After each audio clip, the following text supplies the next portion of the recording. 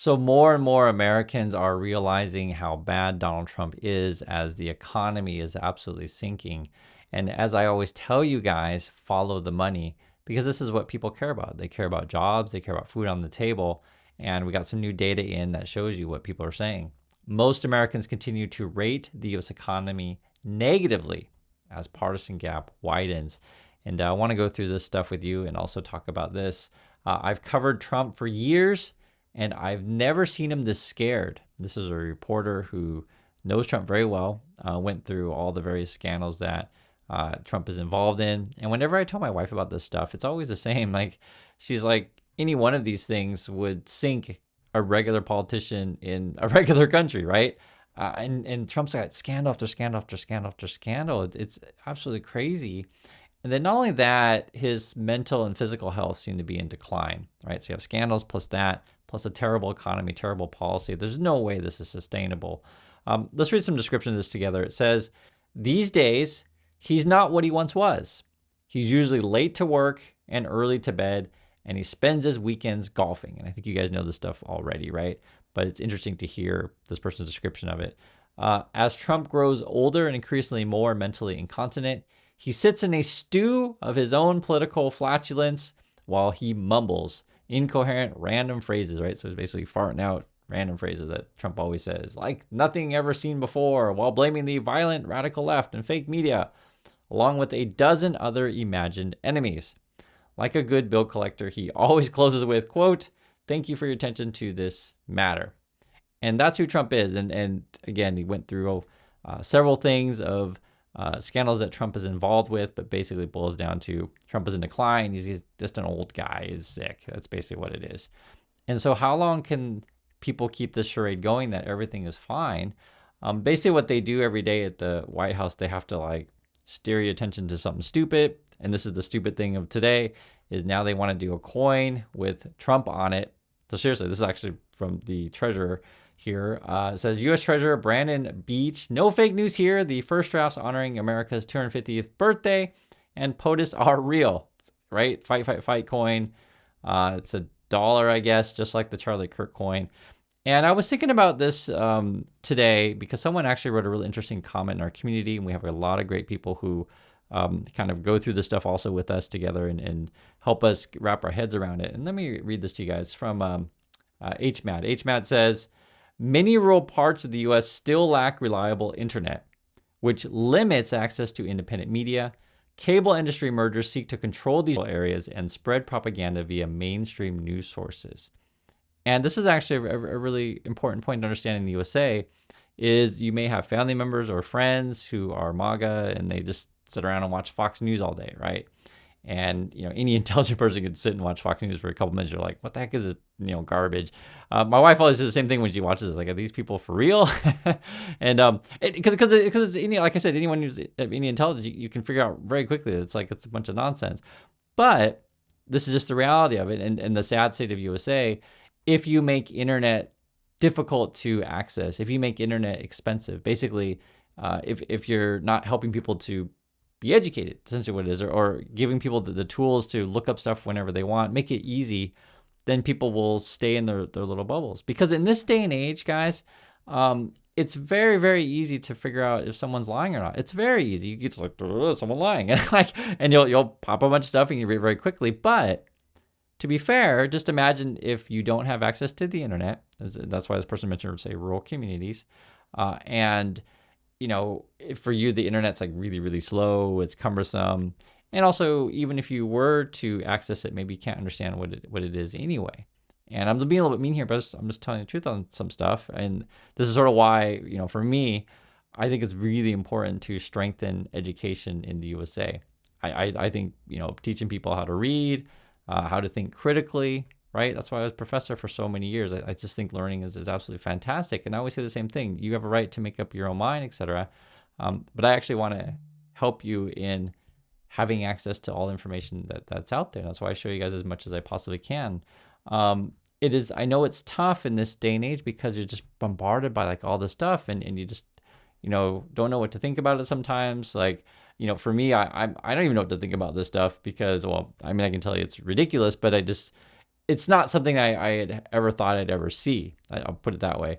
Like, for example, I grew up in Portland. This is my hometown. Trump administration activates 200 National Guard troops to Portland. It's like what? Like, what are we doing? And we're putting military in the streets. And we just did the last video. We're talking about using Black Hawk helicopters to repel on apartment buildings in Chicago. Now we're using military in Portland. It's the whole thing is ridiculous. And the way the Portland people described it, local officials, because they're essentially having a fight whether or not Trump has the legality to do this. I'll read it. It says, we're calling Trump hyperbole, political posturing, right? Quote, we ultimately have a perception versus reality problem. This is coming from a senior deputy city attorney. This is in Portland. The perception is that it is World War II out here. The reality is that this is a beautiful city with a sophisticated resource that can handle the situation, right? So Trump tries to convince you on Fox News it's all World War II and violence and destruction, radical left this, radical left that, right? In Portland, so I have to stick the military. And for people, again, who say live in rural parts of the country or, whatever your situation is, if you don't have access to good information or fast internet, then all you believe is Fox News all day. And I always try to just talk to you like real people here. The idea that you need to use the military in this way is just ludicrous. I'm just being frank with you. It's just ludicrous. And when the governor and your local officials aren't asking for help, again, ludicrous, right? The Trump people will then say, this is according to a attorney named Eric Hamilton, US DOJ, so this is one of Trump's people. I guess there are cruel radicals who have laid siege to Portland. That's what he's claiming. Here's the thing, though. When you actually ask Americans what's going on, they kind of know already. The government's going to try to hide the job data from you, right? So it's Jobs Friday without jobs numbers, right? So we were supposed to get jobs numbers today, but the government shut down, so no data. But you already kind of know from your family and friends, from your personal experience what the market is. But, the reason why you look at this job stuff is you want to get like a larger picture of, is it just your market or is it like everywhere? ADP, there's a private jobs data. You can see things have been going pretty sour for a while. And then when you actually ask Americans about the economy, this is coming from the latest Pew data, it's actually pretty significant. 3/4 of Americans, that's 74%, describe economic conditions as only fair or poor, right? So the majority is saying the economy is not great, right? Fair or poor. And then you take a look at the actual data here. This is what people are concerned about, okay? What are the reasons Americans cite for their views of national economic conditions? So 74% say fair or poor, 26% say good or excellent. The people who say on the economy's terrible side, number one is the high inflation is what they're saying. Negative mentions of Trump or GOP, meaning that it's Trump and the Republicans' fault. Negative mentions of tariffs, right? So you got high inflation, you got Trump, you got tariffs, high cost of living, wealth inequality, high cost of food and groceries, lack of good paying jobs or low wages. That's the main reasons what people are saying that things aren't great. And that's the majority. 74% of the people are saying those kind of things. I want to give you a different perspective, say on the Trumper side. So what are the 26% of the Americans that are saying, oh, wow, things are excellent or good? They say general economic growth or improvement. That's what they say. That's just what it is. General economic growth or improvement. Okay. Then they say inflation is down. And I'm always like, who are these people who say said things? Okay. Some people say that.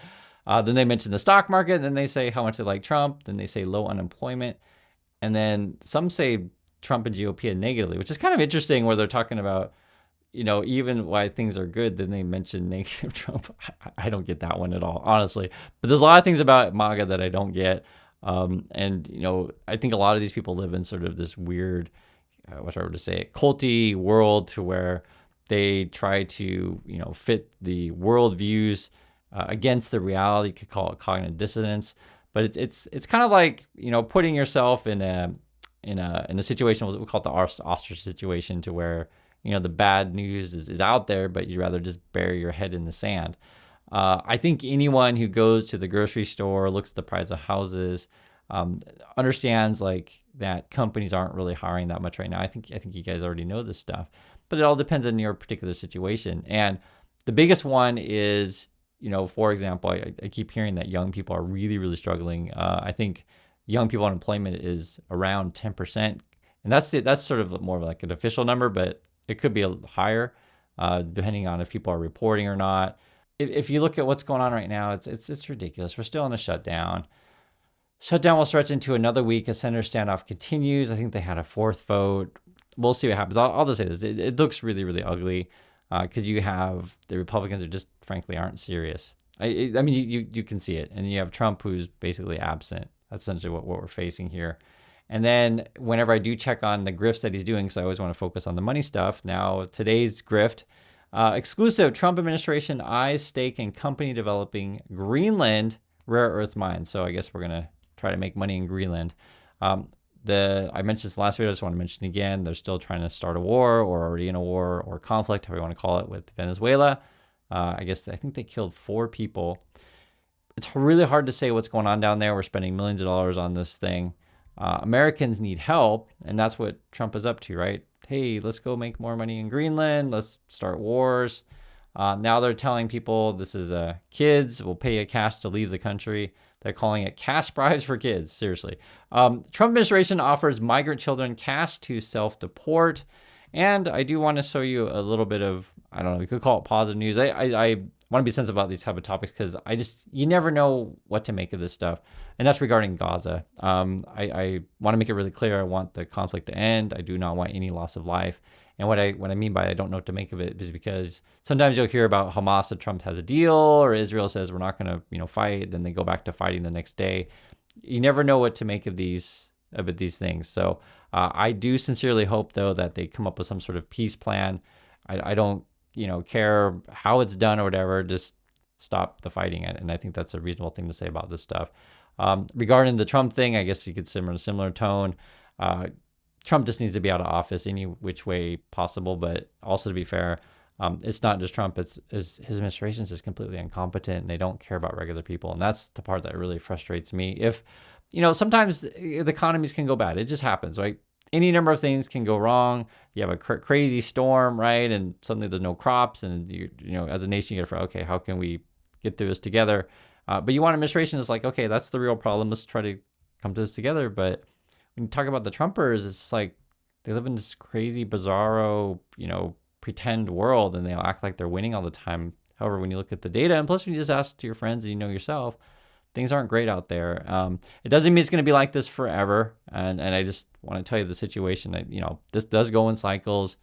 Trump and people get out. Yes, there'll still be problems that exist, but at least get people in leadership positions that will address the reality of it and work to help the benefit of just regular people. So that's my thoughts on this stuff. I'd like to hear yours, and I'll catch you all in the next video.